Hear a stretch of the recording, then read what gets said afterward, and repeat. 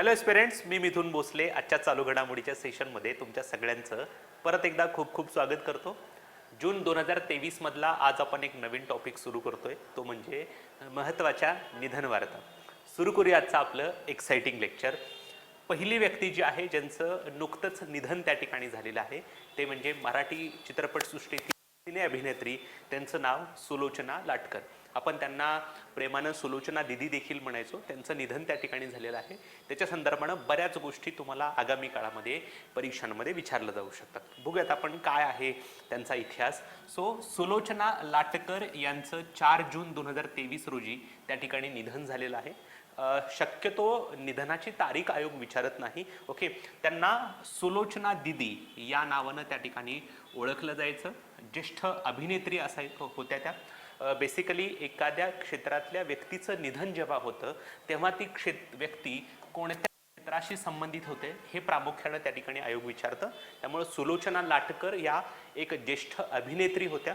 मराठी चित्रपटसृष्टीतल्या दिग्दर्शकांमधलं मोठं आणि मानाचं आणि सन्मानाचं नाव ते म्हणजे भालजी पेंढारकर हे त्यांचे गुरु होते.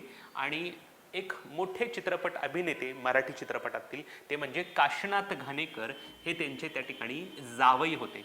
ओके, सो हे फक्त एक रेफरन्सला माहिती असू द्या, कारण काशीनाथ घाणेकर आणि भालजी पेंढारकर ही मराठी चित्रपटसृष्टीतील मोठी नावं त्या ठिकाणी आहेत. आणि या दोघांचा संबंध त्या ठिकाणी सुलोचना दिदींसोबत होता, एक गुरु या नात्यानं आणि एक जावई या नात्यानं. ओके, दुसरी महत्त्वाची गोष्ट, सिनेमा चित्रपटसृष्टीमध्ये मोठ्या कारकीर्द त्यांनी घेतलेली होती. त्यामुळं त्यांना बऱ्याच पुरस्कारांना त्या ठिकाणी सन्मानित करण्यात आलेलं आहे. आणि 2 पहिले पुरस्कार जे आहेत ते आपल्यासाठी फार महत्त्वाचे आहेत. एक आहे पद्मश्री 1999चा आणि महाराष्ट्र भूषण 2009 आणि 10चा. ओके, सो लक्षात ठेवा, त्यांना पद्मश्री आणि महाराष्ट्र भूषण या 2 पुरस्कारांना सन्मानित करण्यात आलं होतं. चित्रपती व्ही शांताराम जीवन गौरव पुरस्कार, मराठी फिल्मफेअर चित्रपटांमध्ये जीवन गौरव पुरस्कार आणि राज्य चित्रपट पुरस्कारामध्ये सर्वोत्कृष्ट अभिनेत्रीचा पुरस्कार त्यांना मिळालेला होता. परंतु त्यातल्या त्यात महत्त्वाचे पुरस्कार हे 2 आहेत, पद्मश्री आणि महाराष्ट्र भूषण. हे तुम्हाला चांगले लक्षात ठेवायचे आहेत, म्हणून इथं इम्पॉर्टंट असं लिहून ठेवा. ओके, विचारलं तर आयोग तिथं जास्त विचारण्याची शक्यता आहे. चिमुकला संसार नावाचा पहिला चित्रपट ज्याच्यामध्ये त्यांनी अभिनय त्या ठिकाणी केलेला होता. मराठी आणि सोबतच हिंदी चित्रपटांमध्ये त्यांनी बऱ्याच भूमिका त्या ठिकाणी केल्या होत्या. बरीच मोठी यादी त्या ठिकाणी आहे. तुमच्या नोट्समध्ये ही यादी त्या ठिकाणी ॲज इट इज दिसत असेल. ही यादी तुम्ही चांगल्या तुमच्या लेवलला चांगली करून घ्या. मराठी फक्त मधले त्यातली काही नावं मी तुम्हाला सांगतो जे परीक्षेच्या दृष्टीने महत्त्वाचे आहेत. मराठा तितुका मेळवावा, वहिनीच्या बांगड्या, जीवाचा सखा, मोठी माणसं, महाराणी येसुबाई, मोलकरीण, सासूरवास, स्त्री जन्मा तुझी कहाणी, राजा शिवाजी या चित्रपटांमधल्या त्यांच्या भूमिका ज्या आहेत त्या फार गाजलेल्या होत्या. रादर परीक्षेला जाताना लास्ट मिनिट हे तुम्हाला वाचायचं आहे. आत्ता जर तुम्ही वाचायला गेला तो नो डाऊट फक्त थोड्या वेळासाठी लक्षात राहील, परंतु परीक्षेच्या पूर्वी फक्त एकदा नजर फिरवा. त्यातल्या कुठल्याही गोष्टी पाठांतराकडे जाऊ नका, कारण याबद्दल आयोग किती प्रश्न विचारले ही शक्यता फार त्या ठिकाणी कमी आहे. त्यामुळे मला असं वाटतं की चित्रपट जे आहेत ते मी सांगितल्याप्रमाणे तेवढेच महत्त्वाचे गोल करून ठेवा. बाकीचे पण बरेच चित्रपट आहेत हिंदी चित्रपटसृष्टीमध्ये त्यांनी काम केलेलं आहे. हे फक्त जेव्हा तुमची परीक्षा असेल तेव्हा लास्ट मिनिट रिव्हिजनमध्ये हे एकदा नजरे घालून त्या ठिकाणी घालायचे आहे. Okay, yes. नंतर पुढची व्यक्ती महत्त्वाची आहे, त्यांच्यावर सिंगल लाईनला प्रश्न विचारला जाऊ शकतो. ओके, त्यांचं नाव आहे गीतांजली अय्यर. त्यांचं सर्वात मोठं वैशिष्ट्य किंवा त्यांची ओळख काय आहे तर दूरदर्शनवरील पहिल्या महिला इंग्रजी वृत्त निवेदका, म्हणजे इंग्रजी बातमीपत्र वाचणाऱ्या पहिल्या महिला. ओके, सो लक्षात ठेवा, महत्त्वाची गोष्ट आहे. इंग्लिशमध्ये पण दिलंय जेणेकरून तुम्हाला ते एक्झॅक्टली समजेल म्हणजे काय मला काय म्हणायचं आहे ते. First English female news representer on Doordarshan, म्हणजे दूरदर्शनवर पहिल्यांदा इंग्रजी बातमी सादर करणारी महिला, असं त्यांची विशेष ओळख आहे. महाराष्ट्र टाइम्स, लोकसत्ता सगळीकडं त्यांच्याबद्दल विशेष न्यूज आली होती. पार्किन्सन्स या आजाराने त्या त्रस्त होत्या, त्याच्यामध्येच त्यांचं निधन झालेलं आहे. सो पार्किन्सन्स नावाचा आजार हे त्यांच्या मृत्यूचं कारण, हे पण तुम्हाला चांगलं लक्षात ठेवायचं आहे. 1953 मध्ये जेव्हा नवी दिल्ली या ठिकाणी पहिल्या आशियाई क्रीडा स्पर्धा झाल्या, त्या आशियाई क्रीडा स्पर्धांचं अँकरिंग म्हणजे सूत्रसंचालन केलेलं आहे. 1971 मध्ये त्या दूरदर्शनमध्ये जॉईन त्या ठिकाणी झाल्या होत्या. सर्वोत्कृष्ट वृत्त निवेदकाचा 4 वेळा त्यांना पुरस्कार मिळालेला आहे आणि इंदिरा गांधी प्रियदर्शनी पुरस्कार देखील त्यांना त्या ठिकाणी मिळालेला होता. ओके, सो सगळ्यात महत्त्वाचं तुम्हाला काय लक्षात ठेवायचं आहे, तर ह्या दूरदर्शनवरील पहिल्या इंग्रजी महिला वृत्त निवेदिका त्या ठिकाणी होत्या, सगळ्यात महत्त्वाची गोष्ट. आणि त्यांना पार्किन्सन्स नावाचा आजार त्या ठिकाणी होता. सगळ्यांना माहिती आहे पार्किन्सन्स हा बेसिकली स्मृतिभ्रंशाशी संबंधित आहे. जे काही मॅक्सिमम वयस्कर लोक जे आहेत, ज्यांचं वय होत आलेलं आहे, जे वृद्ध लोक आहेत, त्यांना पार्किन्सन्स नावाचा आजार त्या ठिकाणी होत असतं. ओके, येस, गीतांजली अय्यर सगळ्यांना कळले असतील. नंतर एक महत्त्वाची व्यक्ती, ज्या व्यक्तीनं संगीत क्षेत्रामध्ये आपलं एक नाव त्या ठिकाणी निर्माण केलं होतं, त्यांचं नाव आहे Tina Turner. Okay, Tina Turner ह्या एक प्रसिद्ध गायिका त्या ठिकाणी होत्या. Queen of rock and roll असं देखील त्यांना म्हटलं जातं. रॉक अँड रोल हा एक संगीताचा प्रकार आहे, त्याच्यामध्ये त्यांचं प्रावीण्य होतं किंवा विशेष प्रावीण्य होतं. 24 मे 2023 रोजी त्यांचं निधन झालं. ॲना बुलॉक किंवा ॲना मे बुलक असं त्यांचं मूळ नाव होतं, परंतु नंतर अमेरिकेमध्ये जेव्हा त्या आल्या तेव्हा त्यांचं नाव त्या ठिकाणी टीना टर्नर असं त्या ठिकाणी झालेलं होतं. प्रसिद्ध गायिका आणि queen of rock and roll असं त्यांना म्हटलं जायचं. त्यामुळं टीना टर्नर ह्या खालीपैकी कोणत्या क्षेत्राशी संबंधित होत्या, तर संगीत, किंवा त्या गायिका होत्या स्वतः. पहिल्या आफ्रिकन अमेरिकन महिला रॉक अँड रोल सुपरस्टार होत्या. म्हणजे त्यांचा जन्म जरी आफ्रिकेमध्ये झाला असला तरी नंतर त्यांना नागरिकत्व अमेरिकन होतं, किंवा त्या पहिल्या आफ्रिकन अमेरिकन महिला रॉक अँड रोल सुपरस्टार होत्या. म्हणजे संगीत किंवा गाणं सादर करण्याचा हा एक प्रकार आहे रॉक अँड रोल.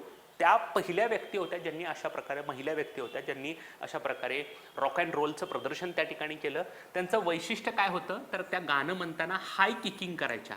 किक म्हणजे लाथ मारणे. सो याचा अर्थ काय, नाचता नाचता आपले पाय जमिनीला समांतर येतील एवढ्या उंचीला त्या ठिकाणी आपले पाय घेणं, याला आपण हाय किकिंग म्हणतो. नाचता नाचता पाय प्रचंड गतीने जमिनीला जवळपास समांतर नेण्याचं जे काही कसब असतं. सो तुम्हाला गाणं पण म्हणायचं आहे, त्याच वेळेला तुमचा एक पाय जमिनीपासून समांतर घ्यायचा आहे, त्याला आपण हाय किकिंग असं देखील म्हणतो. ओके, नागरिकत्व 2013 पर्यंत त्यांच्याकडे अमेरिकेचं नागरिकत्व होतं, परंतु 2013 नंतर किंवा आपण मृत्यूच्या वेळी त्या स्वित्झर्लंडच्या नागरिक होत्या, हे तुम्हाला चांगलं माहीत पाहिजे. ओके, सो एक स्वित्झर्लंडच्या गायिका ज्यांनी स्वतःला त्या ठिकाणी नागरिकत्व त्या ठिकाणी स्वित्झर्लंडचं घेतलं होतं. गाण्यांची यादी त्या ठिकाणी मी दिलेली आहे, जी गाणी लोकांमध्ये प्रचंड गाजली. Okay, what's love got to do with it, if don't need another, we don't need another hero, I don't want fight, असे बरेच गाण्यांचे बोल जे आहेत ते गाजलेले होते, किंवा ही त्यांची काही गाजलेली गाणी आहेत. ओके, पण इथं प्रश्न विचारण्याची शक्यता थोडी कमी आहे. ग्रॅमी जो चित्रपट क्षेत्रातला मानाचा पुरस्कार आहे तो त्यांना 12 वेळा मिळाला होता. गाणं गाण्यासोबत काही महत्त्वाच्या चित्रपटांमध्ये त्यांनी भूमिका देखील केल्या होत्या.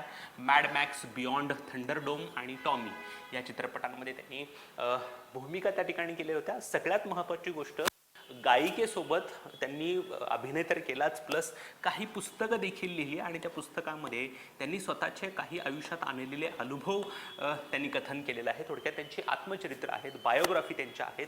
माय लव्ह स्टोरी, ओके, नंतर I Tina, my life story, happiness becomes you, Tina Turner, that's my life, असे काही आत्मचरित्र देखील आहे. त्यांचं एका पुरुषासोबत त्या ठिकाणी जेव्हा लग्न झालं तेव्हा त्या पुरुषानं त्यांना बरेच मारहाणी वगैरे केले होते, त्याच्यातून त्यांचा पुढे डिवोर्स वगैरे झाला होता. तेव्हा त्या व्यक्तीसोबत राहत असताना त्यांना कुठल्या कुठल्या वाईट प्रसंगाला तोंड द्यावं लागलं, याच्यामध्ये त्यांनी या माय लव्ह स्टोरीमध्ये त्यांनी त्याचं कथन केलेलं आहे. सो गायक पण होत्या, अभिनय पण केला, काही पुस्तकं पण त्या ठिकाणी लिहिलेली आहेत. इस्माईल मर्चंट नावाचे एक भारतीय दिग्दर्शक होते, त्यांच्या अंडर किंवा त्यांच्या दिग्दर्शनाखाली भारतामध्ये एक चित्रपट तयार केला जाणार होता. त्या चित्रपटातील भूमिकेच्या तयारीसाठी त्यांनी वाराणसी आणि केरळला देखील भेट त्या ठिकाणी दिली होती, परंतु इस्माईल मर्चंट यांचं अचानक निधन झाल्यानंतर हा चित्रपट बनवण्याची गोष्ट राहिली होती. या चित्रपटामध्ये त्या भारतीय देवीची भूमिका साकारणार होत्या. आणि एक परकीय व्यक्ती जी अशा प्रकारची गाणी म्हणते ती भारतामध्ये येऊन भारतीय देवीची भूमिका करणार हे लोकांना पटलेलं नव्हतं. त्यामुळं भारतामध्ये ह्या गोष्टीला विरोध देखील त्या ठिकाणी झालेला होता. सो भारतामध्ये येऊन त्या ठिकाणी चित्रपट पण करणार होत्या, परंतु त्यांना झालेल्या विरोधामुळं हा चित्रपट झालाच त्या ठिकाणी नाही. Okay, yes. नंतर गुम्फी पटेल. गुम्फी पटेल हे एक महत्त्वाची व्यक्ती त्या ठिकाणी आहे. दूरदर्शनमध्ये महाभारत नावाची मालिका पूर्वी प्रसिद्ध व्हायची आणि या महाभारत मालिकेमध्ये शकुनी मामा नावाचं जे काही कॅरेक्टर आहे ते कॅरेक्टर जे काही गाजवणारे व्यक्ती आहे त्याचं नाव आहे गुफी पटेल. मी तुम्हाला या ठिकाणी दिलंय बघा. जर तुम्ही जुना महाभारत त्या ठिकाणी पाहिला असेल तर त्या जुन्या महाभारतामध्ये शकुनी मामाची भूमिका करणारे त्या ठिकाणी अभिनेते होते. त्यामुळे प्रश्न तुम्हाला विचारला जाऊ शकतो की नुकतंच गुफी पटेल यांचं निधन झालेलं आहे. त्यांनी महाभारत या चित्रपट किंवा महाभारत या मालिकेमध्ये कोणतं भूमिका त्या ठिकाणी साकारली होती तर शकुनी मामा. कौरवांच्या बाजूनं जो काही सारेपाट खेळणारा माणूस होता त्याला आपण शकुनी मामा त्या ठिकाणी म्हणतो. 1962 मध्ये भारत चीन जे काही युद्ध झालं त्या युद्धामध्ये भारतीय सैन्यामध्ये त्यांचा समावेश होता. रफू चक्कर नावाचा एक चित्रपट देखील त्यांनी त्या ठिकाणी केला होता. हिंदी चित्रपट बरेच केले होते. दूरदर्शनवरच्या मालिका पण त्या ठिकाणी केल्या होत्या. सुहाग असेल, दिल्लगी नावाचा चित्रपट असेल, CID असेल, हॅलो इन्स्पेक्टर नावाच्या दूरचित्रवाणी म्हणजे टेलिव्हिजनवरच्या मालिका देखील त्यांनी केलेल्या होत्या. सो सगळ्यात महत्त्वाची गोष्ट याच्यामध्ये काय लक्षात ठेवायची आहे तर गुफी पटेल यांचं निधन झालेलं आहे. त्यांनी महाभारत या मालिकेमध्ये शकुनी मामाची भूमिका त्या ठिकाणी साकारली होती आणि त्यांच्या अभिनयानं ही मालिका फार त्या ठिकाणी गाजलेली होती. Okay, yes. नंतर आहेत मनोज मिश्रा. मनोज मिश्रा हे एक माजी IFS अधिकारी आहेत आणि IFS अधिकारी या नात्याने बऱ्याच पर्यावरणवाद्यांच्या ज्या काही चळवळी होत्या त्याच्यामध्ये त्यांनी भूमिका किंवा आपण त्यांना म्हणतो की त्यांनी भाग घेतलेला होता. सगळ्यात महत्त्वाची गोष्ट नद्यांचं संवर्धन जे आहे त्या नद्यांच्या संवर्धनामध्ये त्यांनी बराच मोठा रोल प्ले त्या ठिकाणी केला होता. त्यांना यमुना मॅन या नावानं देखील ओळखलं जायचं कारण यमुना नदीचं कन्झर्वेशन झालं पाहिजे यासाठी त्यांनी बरेच प्रयत्न त्या ठिकाणी केलेले होते. सो मनोज मिश्रा हे एक ज्येष्ठ पर्यावरणवादी आहेत आणि भारतीय वनसेवा अधिकारी होते म्हणजे इंडियन फॉरेस्ट सर्व्हिसमधले अधिकारी होते. जंगल आणि नद्यांच्या संदर्भात त्यांनी उल्लेखनीय कार्य केलेलं आहे. 2001 मध्ये त्यांनी VRS घेतली म्हणजे व्हॉलंटरी रिटायरमेंट त्या ठिकाणी घेतली. बेसिकली यमुना नदी जी आहे त्या यमुना नदीचं पुनरुज्जीवन करता यावं म्हणून त्यांनी यमुना GA नावाचं 2007 मध्ये अभियान सुरू केलं ज्याच्या माध्यमातून यमुना नदीचं प्रदूषण कशा प्रकारे थांबवता येऊ शकतं त्या ठिकाणी सांगितलं. नद्यांच्या संरक्षणासाठी केलेल्या समर्पित कार्यामुळे त्यांना यमुना मॅन असं देखील म्हटलं जायचं. ओके, सो एक महत्त्वाची व्यक्ती आहे मनोज मिश्रा. स्वतः IFS अधिकारी आणि बऱ्याच पर्यावरणीय चळवळ ज्या झाल्या त्याच्यामध्ये त्यांनी बेसिकली काम केलं आणि नद्या आणि जंगलं ह्या पर्यावरणामधल्या जी काही महत्त्वाच्या गोष्टी आहेत त्यांचं संवर्धन कसं करता येऊ शकतं त्याच्यासाठी आणि त्यांना यमुना मॅन या नावानं देखील त्या ठिकाणी ओळखलं जायचं. ओके, नंतर एक फार महत्त्वाची व्यक्ती आहे. या व्यक्तीचं जेव्हा निधन झालं तेव्हा सर्व वर्तमानपत्रांमध्ये मोठेच्या मोठे कॉलम्स त्या ठिकाणी आलेले होते आणि त्या व्यक्तीचं नाव आहे डॅनियल एल्सबर्ग. जेव्हा तुम्हाला भविष्यामध्ये एखाद्या वेळेला जर डॅनियल एल्सबर्ग यांच्याबद्दल जर प्रश्न विचारला तर सगळ्यात महत्त्वाची गोष्ट तुम्हाला प्रश्न विचारण्याची शक्यता काय आहे तर त्यांनी एक पेपर्स लीक त्या ठिकाणी केले होते. एक पेपर्स बाहेर काढलेले होते ज्या पेपर्समुळं अमेरिकेचा व्हिएतनाम युद्धामध्ये काय चेहरा आहे हे त्या ठिकाणी लोकांना किंवा जगासमोर आलेलं होतं. अमेरिकेनं व्हिएतनाममध्ये जे काही युद्ध केलं त्याच्यामध्ये अमेरिकेची नक्की भूमिका काय होती, अमेरिकेनं नक्की कशा प्रकारचे अत्याचार केलं हे सगळं बाहेर काढलं होतं एका पेपर्सनं, ते म्हणजे पेंटागॉन पेपर्स. थोडक्यात तुम्हाला डॅनियल एल्सबर्ग = पेंटागॉन पेपर्स हे समीकरण चांगलं लक्षात ठेवायचं आहे कारण या डॅनियल एल्सबर्ग यांची ओळखच पेंटागॉन पेपर्स उघडकीस आणणारा माणूस अशी त्या ठिकाणी होती. किंवा आयोग तुम्हाला असं सुद्धा विचारलं जाऊ शकतं की पेंटागॉन पेपर्स नावाचं जे काही गोष्ट आहे ती उघडकीस करणारा व्यक्ती कोण आहे. त्यांचं नाव आहे डॅनियल एल्सबर्ग. स्वतः अमेरिकेच्या होत्या आणि अमेरिकेनंच अशा प्रकारे जी काही क्रूर कामं केलेली आहेत ती कामं बाहेर काढण्यासाठी पेंटागॉन पेपर्स त्या ठिकाणी रिलीज केलं होतं. अमेरिकेचं संरक्षण मंत्रालय जे आहे त्याला पेंटागॉन असं म्हटलं जातं आणि याच्यातूनच जे पेपर्स बाहेर आले त्याला पेंटागॉन पेपर्स असं त्या ठिकाणी म्हणतात. ओके, त्यांना स्वादुपिंडाचा किंवा पॅनक्रिया, स्वादुपिंडा म्हणजे पॅनक्रिया, त्यांना स्वादुपिंडाचा किंवा पॅनक्रियाचा कॅन्सर त्या ठिकाणी होता. 1971 मध्ये पेंटागॉन पेपर्स उघडकीस आणून अमेरिकेने व्हिएतनाम युद्धाबद्दलचे जी काही दीर्घकाळ दडवलेलं सत्य होतं ते त्या ठिकाणी उघड करून त्यावेळेला निक्सन सरकारच्या विरुद्ध जागल्याची म्हणजे व्हिसल ब्लोअरची भूमिका त्या ठिकाणी निभावणारे लष्करी विश्लेषक अशी त्यांची ओळख त्या ठिकाणी आहे.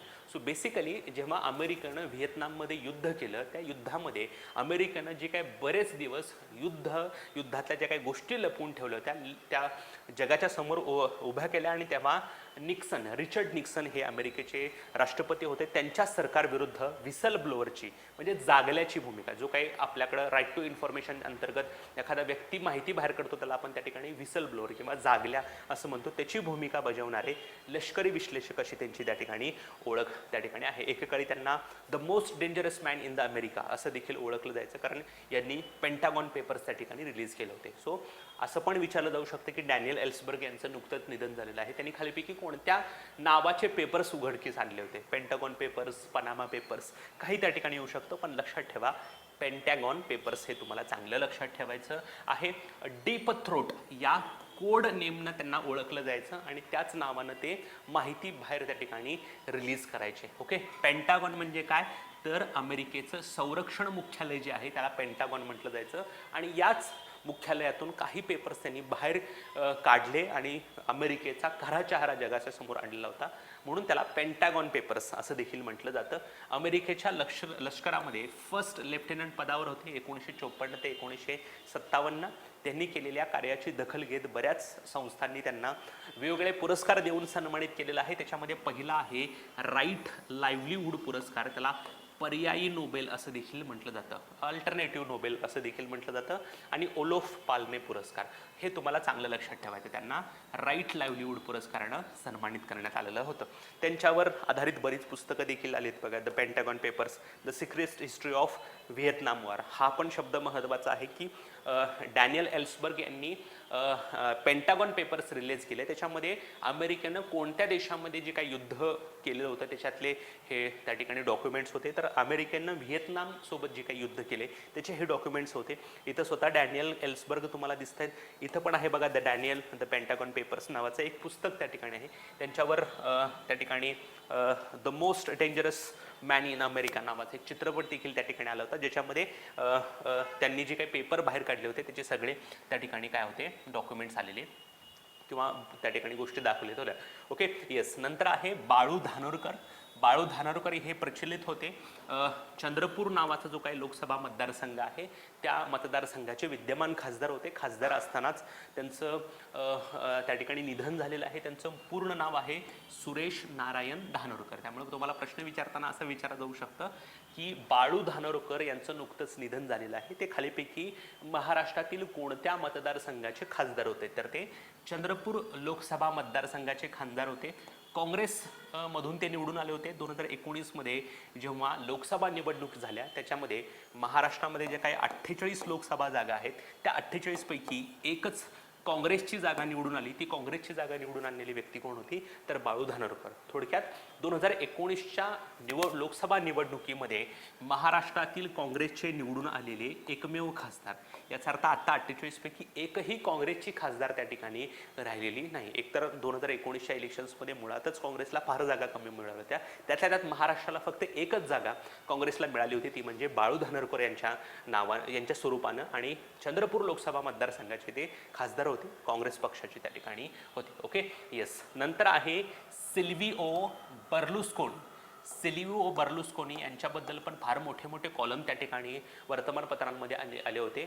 मोठी लॅविश लाईफ जगणारा माणूस त्या ठिकाणी होता. पैशाचा अतिशय वेगवेगळ्या पद्धतीनं वापर करण्यामध्ये ते ठिकाणी ओळखले जायचे आणि ते एका देशाचे सर्वाधिक काळासाठी राहिलेले पंतप्रधान होते. सो सिल्व्हिओ बर्लुस्कोनी खालीपैकी कोणत्या देशाचे सर्वाधिक काळ राहिलेले पंतप्रधान आहे तर इटली. इटलीचे 1994 ते 2011 या काळामध्ये राहिलेले पंतप्रधान होते आणि अब्जाधीश माध्यम सम्राट त्या ठिकाणी होते. फोर्झा इटालिया नावाच्या पक्षाचे नेते देखील त्या ठिकाणी होते. ओके, जॉर्जिया मेलोनी नावाची व्यक्ती सध्याला इटलीची पंतप्रधान आहे आणि त्या पदावर येणाऱ्या पहिल्या महिला पंतप्रधान देखील त्या ठिकाणी आहेत. सो प्रश्न विचारताना तुम्हाला इथंच विचारला जाऊ शकतो की सिल्विओ बर्लुस्कोनी खालीपैकी कोणत्या देशाचे सर्वाधिक काळासाठी राहिलेले पंतप्रधान होते? तर 1994 ते 2011 या काळासाठी ते इटलीचे पंतप्रधान त्या ठिकाणी होते. Okay, yes. नंतर आहेत शारदा राजन अयंगार. शारदा अयंगार ह्या एक प्रसिद्ध पार्श्वगायिका आहेत. तिथली उडी हे त्यांचं पहिलं गाणं प्रचंड गाजलेलं त्या ठिकाणी होतं. सर्वोत्कृष्ट पार्श्वगायिकेचा म्हणजे बेस्ट फिमेल प्लेबॅक सिंगलचा त्यांना फिल्मफेअर पुरस्कार त्या ठिकाणी मिळाला होता. स्वतःचा पॉप अल्बम प्रसिद्ध करणाऱ्या पहिल्या भारतीय महिला गायिका होत्या. सिझलर्स या नावाने त्यांनी स्वतःचा एक पॉप अल्बम रिलीज केला होता आणि अशा प्रकारे पॉप अल्बम रिलीज करणाऱ्या पहिल्या भारतीय महिला गायिका त्या ठिकाणी होत्या. सो शारदा राजन अयंगार कोण होत्या? तर एक पार्श्वगायिका होत्या आणि दुसरी महत्त्वाची गोष्ट की स्वतःचा पॉप अल्बम रिलीज करणाऱ्या पहिल्या महिला गायिका त्या ठिकाणी आहेत. Okay, yes. नंतर आहेत बघा कोरमॅक मॅकार्थी. कोरमॅक मॅकार्थी हे एक अमेरिकेचे लेखक आहेत आणि त्यांना पुलित्झर पुरस्कार त्या ठिकाणी मिळालेला आहे. सो पुलित्झर पुरस्कार जो बेसिकली आहे तो त्या ठिकाणी पत्रकारिता आणि इतर लिखाणासाठी त्या ठिकाणी आहे. सो कॉर्मॅक मॅकार्थे हे पुलित्झर पुरस्कार विजेते अमेरिकन लेखक आहेत. द रोड नावाच्या पुस्तकासाठी त्यांना पुलित्झर पुरस्कार मिळालेला त्या ठिकाणी होता. सो आपण हा जो रेफरन्स जेव्हा घेत असतो तेव्हा सगळे वर्तमानपत्रांमध्ये जे काही लोक चर्चेत आहेत त्यांचा रेफरन्स त्या ठिकाणी घेत असतो आणि ही व्यक्ती पण वर्तमानपत्रांमध्येच त्या ठिकाणी आलेली होती. Blood meridian, all pretty horses, the outer dark, child of God, okay, the orchard keeper, no country for old man या पुस्तकावर आधारित चित्रपटाला ऑस्कर देखील त्या ठिकाणी मिळालेला आहे. सो बरीच पुस्तकं त्यांनी त्या ठिकाणी लिहिलेली आहेत. त्यातली 2 पुस्तकं तुम्हाला चांगली लक्षात ठेवायची आहेत. एक आहे द रोड नावाचं पुस्तक, कारण या पुस्तकाला पुलित्झर पुरस्कार त्या ठिकाणी मिळालेला आहे. दुसरं आहे no country for old man. याच पुस्तकावर आधारित जो काही चित्रपट बनवला होता त्याला ऑस्कर पुरस्कार देखील त्या ठिकाणी मिळालेला आहे. सो एक फार मोठे लेखक त्या ठिकाणी होऊन गेलेले आहेत. ओके, पुलित्झर, अमेरिकन आणि द रोड हे पुस्तक, हे शब्द तुम्हाला चांगले लक्षात ठेवायचे आहेत. ओके, नंतर आहेत फ्रँकोइस गिलोट. फ्रँकोइस गिलोट ह्या एक फ्रेंच चित्रकार आहेत. महान चित्रकार सगळ्यांना माहीत आहेत. पाब्लो पिकासो, जनरली आपण पिकासो म्हणतो. ह्या पिकासो सोबत त्यांचे वैयक्तिक थोडे नातेसंबंध होते. ह्या नातेसंबंधांना पिकासोनं जरी जगासमोर आणलेलं नसलं तरी त्यांचं म्हणणं होतं की हा जो काही महान चित्रकार आहे पिकासो, या पिकासो सोबत माझे काही वैयक्तिक संबंध त्या ठिकाणी होते आणि त्यांनी त्यासाठी एक आत्मचरित्र देखील लिहिलं होतं, life with Picasso. So Francoise Gilot ह्या एक फ्रेंच चित्रकार होत्या. महान चित्रकारा पाब्लो पिकासो सोबत त्यांचं नातं त्या ठिकाणी होतं आणि ह्या नात्यासाठी त्यांनी रिव्हील करण्यासाठी लाईफ विथ पिकासो नावाचं एक पुस्तक देखील त्यांनी किंवा आत्मचरित्र देखील त्या ठिकाणी रिलीज केलेलं होतं. सो वर्तमानपत्रामध्ये वन्स अगेन लोकसत्ता, महाराष्ट्र टाइम्समध्ये त्या ठिकाणी यांच्याबद्दल थोडी इन्फॉर्मेशन आलेली होती. Okay, yes. नंतर आहे एक महत्त्वाची व्यक्ती, त्यांचं नाव आहे ग्लेंडा जॅक्सन. ह्या एक स्वतः अभिनेत्री पण होत्या आणि अभिनेत्री म्हणून त्यांचा कार्यकाळ संपल्यानंतर त्या राजकारणामध्ये ॲक्टिव्ह झाल्या. ब्रिटनमध्ये त्या ठिकाणी खासदार म्हणून देखील त्या ठिकाणी राहिलेले आहेत. सो ग्लेंडा जॅक्सन ज्येष्ठ ब्रिटिश अभिनेत्री आणि राजकारणी. लक्षात ठेवा, हे तुम्हाला सगळ्यात महत्त्वाचं लक्षात ठेवायचं आहे. ब्रिटनमधल्या एक अभिनेत्री आहेत आणि त्याच देशाच्या संसदेमध्ये त्या खासदार म्हणून देखील निवडून आलेले आहेत. फक्त अभिनेत्री नव्हत्या तर 2 वेळा त्यांना सर्वोत्कृष्ट अभिनेत्रीचा ऑस्कर पुरस्कार देखील त्या ठिकाणी मिळाला होता. विमेन इन लव्ह 1970चा चित्रपट आहे आणि अ टच ऑफ क्लास 1974चा चित्रपट त्या ठिकाणी आहे. सो या 2 चित्रपटांसाठी त्यांना सर्वोत्कृष्ट अभिनेत्रीचा ऑस्कर पुरस्कार देखील त्या ठिकाणी मिळाला होता. पण सगळ्यात महत्त्वाची गोष्ट, दोन्ही वेळेला त्यांनी पुरस्कार स्वीकारण्यासाठी त्या ठिकाणी सोहळ्याच्या मंचावर त्या गेल्या नाहीत. फक्त पुरस्कार त्यांना अनाऊन्स झाले, परंतु काही कारणास्तव दोन्ही वेळेला त्या पुरस्कार स्वीकारण्यासाठी सोहळ्याच्या मंचावर त्या ठिकाणी गेलेल्या नव्हत्या. त्याच्यानंतर त्या राजकारणात सक्रिय झाल्या. लेबर पार्टी जी तिकडची 2च पक्ष आहेत, एक कॉन्झर्वेटिव्ह आणि लेबर युनायटेड किंगडममध्ये, तिथं लेबर पार्टीच्या त्या ठिकाणी नेत्या होत्या आणि ब्रिटिश पार्लिमेंटमध्ये त्या 3 वेळा खासदार म्हणून देखील निवडून आलेल्या होत्या. सो ग्लेंडा जॅक्सन ब्रिटिश अभिनेत्री आणि राजकारणी आहेत, 2 वेळा त्यांना त्या ठिकाणी सर्वोत्कृष्ट अभिनेत्रीचा ऑस्कर पुरस्कार देखील मिळालेला आहे. अभिनेत्रीचा कार्यकाळ संपल्यानंतर ब्रिटनमध्ये त्या लेबर पक्षाकडून 3 वेळा खासदार म्हणून देखील निवडून आलेल्या आहे. Okay, yes. नंतर आहेत सिल्वेस्टर दी कुन्हा किंवा दा कुन्हा. सो तुम्ही जर अमूलची ॲड पाहिली असेल बऱ्याच चित्रपटांमध्ये, बऱ्याच वर्तमानपत्रांमध्ये, तर ती अशी एक अमूल गर्ल असते बघा. ही अमूल गर्ल त्या ठिकाणी त्यांचं जे काही ब्रँड आहे ते ब्रँडबद्दल त्या ठिकाणी एक ओळख त्या ठिकाणी आहे. सो ही अमूल गर्लचं पहिल्यांदा कार्टून कोणी काढलं असेल तर त्यांचं नाव आहे सिल्वेस्टर दा कुन्हा. म्हणून आपण त्या ठिकाणी त्यांचा फोटो आणि त्या अमूल गर्लचा फोटो त्या ठिकाणी टाकलेला आहे. सो अमूल गर्लचे जनक अशी त्यांची ओळख आहे. अमूल या दुधाच्या प्रसिद्ध ब्रँडच्या बटरसाठी अटरली बटरली नावाची जाहिरात मोहीम देखील त्या ठिकाणी सुरू केलेले होते. सो अमूलचे जे काही प्रोडक्ट्स आहेत ते प्रोडक्ट्सचं मार्केटिंग करण्यासाठी त्या ठिकाणी जो काही त्यांचं त्या ठिकाणी व्यक्तिरेखा आहे ती म्हणजे अमूल गर्ल, आणि हे अमूल गर्लचं जनक असं त्या सिल्वेस्टर दा कुन्हांची ओळख त्या ठिकाणी आहे. सो सिल्वेस्टर दा कुन्हा म्हटल्यानंतर तुम्हाला अमूल गर्ल त्या ठिकाणी लक्षात आलं पाहिजे. हा फोटोग्राफ चांगले बघून घ्या जेणेकरून तुम्हाला तुमच्या फोटोग्राफिक मेमरीमध्ये हे दीर्घकाळासाठी लक्षात राहील. सो सिल्वेस्टर दा कुन्हा अमूल गर्लचे जनक त्या ठिकाणी आहे. Okay, yes. सो ह्या झाल्या आपल्या नेहमीप्रमाणे चालू घडामोडी. काही लोक पहिल्यांदाच आमचे लेक्चर बघतायत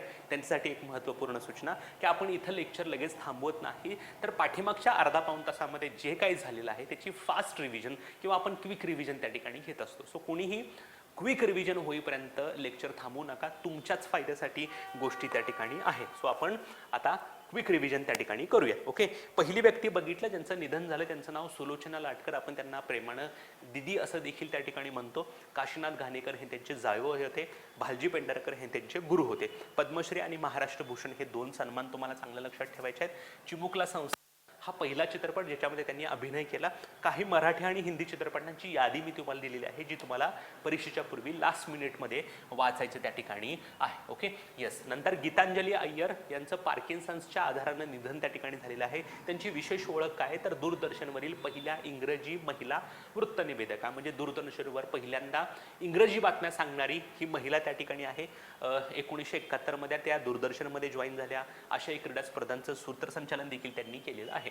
टीना टर्नर ह्या सुरुवातीला अमेरिकेच्या होत्या, नंतर त्यांनी स्वित्झर्लंडचं नागरिकत्व घेतलं. त्या एक प्रसिद्ध गायिका आहेत. Queen of rock and roll असं देखील त्यांना म्हटलं जायचं. पहिल्या आफ्रिकन अमेरिकन महिला रॉक अँड रोल सुपरस्टार त्या ठिकाणी आहेत. गाजलेली जी गाणं आहे ती मी तुम्हाला दिलेली आहेत. My love story, I Tina, my life story, बरीच आत्मचरित्र देखील आहे. त्यांनी त्यांचं सगळा जीवन वृत्तांत त्या ठिकाणी सांगितलेला आहे. भारतामध्ये येऊन त्या एका चित्रपट देखील करणार होत्या, परंतु त्यांच्या भूमिकेवरून वाद निर्माण झाल्यामुळं त्यांनी काही चित्रपट केलेला नव्हता. ओके, गुफी पटेल यांनी महाभारत नावाची जी काही दूरदर्शनवरची मालिका होती त्याच्यामध्ये शकुन मामाची भूमिका केली होती. 1962चे भारत चीन युद्ध झालं, त्याच्यामध्ये सैन्यामध्ये देखील सामील झालेले होते. मनोज मिश्रा हे एक IFS होते. पर्यावरणाच्या संदर्भित ज्या काही चळवळी झाल्या त्याच्यामध्ये त्यांनी भूमिका घेतलेली होती. नद्यांच्या आणि वनांच्या संरक्षणासाठी त्यांनी उल्लेखनीय कार्य त्या ठिकाणी केलेलं आहे. म्हणूनच त्यांना यमुना मॅन या नावानं देखील ओळखलं जातं. डॅनियल एल्सबर्ग म्हटल्यानंतर तुम्हाला लक्षात ठेवायचं आहे की पेंटागॉन पेपर्स, अमेरिकेनं व्हिएतनाम युद्धामध्ये जे काही बरंच दीर्घकाळ सत्य लपवून ठेवलं होतं ते सत्य बाहेर काढणारी व्यक्ती म्हणजेच डॅनियल एल्सबर्ग, म्हणजेच पेंटागॉन पेपर्स हे तुम्हाला चांगलं लक्षात ठेवायचं त्या ठिकाणी आहे. त्यांना राईट लाईव्हलीहूड नावाचा एक पर्यायी नोबेल नावाचा पुरस्कार देखील त्या ठिकाणी मिळाला होता. चंद्रपूर लोकसभा मतदारसंघाचे काँग्रेसचे खासदार बाळू धानोरकर यांचं त्या ठिकाणी निधन झालेलं आहे. 2019च्या लोकसभेत 48 पैकी एकमेव काँग्रेसनं जी जागा जिंकली ती यांच्या जीवावर त्या ठिकाणी जिंकलेली होती. नंतर सिल्विओ बर्लुस्कोनी हे इटलीचे सर्वाधिक काळासाठी राहिलेले पंतप्रधान त्या ठिकाणी आहे. फोर्झा इटालिया नावाचा त्यांचा पक्ष त्या ठिकाणी आहे. नंतर शारदा राजन अय्यंगार ह्या एक भारतीय पार्श्वगायिका आहेत आणि त्यांच्याबद्दल एक वैशिष्ट्य म्हणजे स्वतःचा पॉप अल्बम प्रसिद्ध करणाऱ्या पहिल्या भारतीय महिला गायिका आहेत. सिझलर्स हा त्यांच्या अल्बमचं नाव त्या ठिकाणी आहे. कोरमॅक मॅकार्थी हे एक अमेरिकेचे पुलित्झर पुरस्कार विजेते लेखक आहेत. द रोड या पुस्तकासाठी त्यांना पुलित्झर पुरस्कार मिळाला होता आणि no country for old man या त्यांच्या पुस्तकावर आधारित जो काही चित्रपट आला होता त्याला ऑस्कर पुरस्कार देखील त्या ठिकाणी मिळाला होता.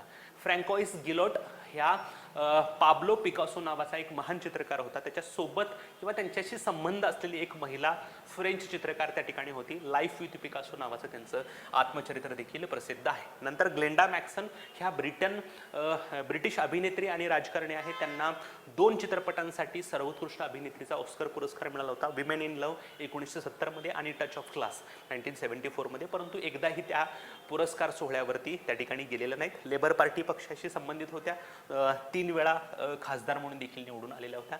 सिल्वेस्टर दा कुना अमूल गर्ल हे जे काही त्यांचं अमूलचं ब्रँडिंगसाठी असणारी व्यक्तिरेखा आहे त्याचे जनक म्हणून त्यांना त्या ठिकाणी ओळखलं जातं. Okay, yes. सो आजच्यासाठी आपण इथं थांबतो मित्रांनो. परत भेटूयात नवीन चालू घडामोडी आणि नवीन संकल्पनांसहित. तोपर्यंत धन्यवाद.